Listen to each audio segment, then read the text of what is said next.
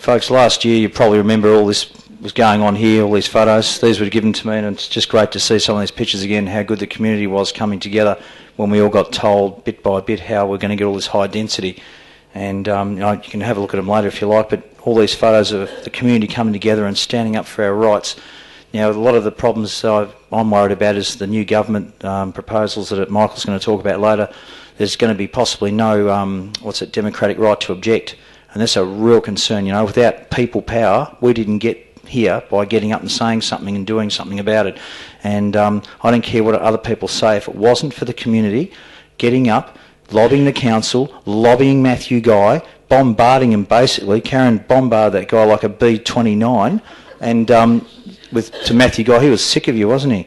He really was, but you did a great job. It got somewhere, and with all that, the heights were brought down. Something was done about it. I guarantee you, if we said nothing, we'd have 4-storey buildings down at number 55 Boronia Road. Nothing has happened there as yet. There's a lovely lady next door there with a disabled son. I met her. She was so stressed out last year. I'm just so glad nothing's happened there now because the developer pulled out because the heights were reduced. And people say you can't do nothing. Well, I'm sorry, that's one example. The other ones at 66, for example, are of grave concern. I don't know how we're going to go with that, but I would ask all the residents to get behind us, support us, because we might have to do a bit of a take around for money to get someone in the legal profession to try and defend us if possible. We'll go as far as we can because that covenant was removed in a very sneaky way. In 2006, people were notified by the council of the intention of building a building behind for a sick relative is what I heard, which was a big joke anyway. Everyone stood up and said, no, it got 130 objections. It was put to bed. See you later.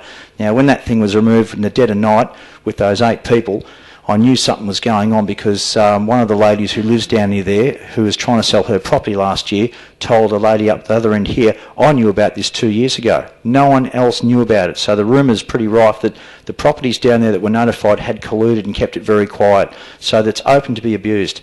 And these were covenants that were put on here in the late 1940s, as everyone knows.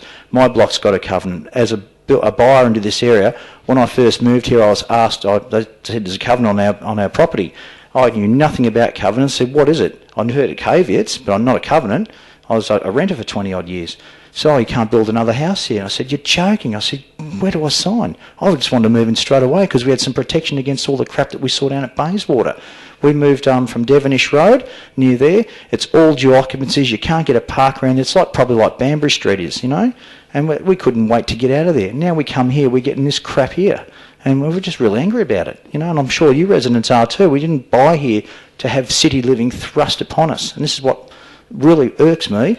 And I look at Ferntree Gully and I drive through there and I see this monstrosity next to that service station and they want to build another one, if I'm correct, on where the service station is.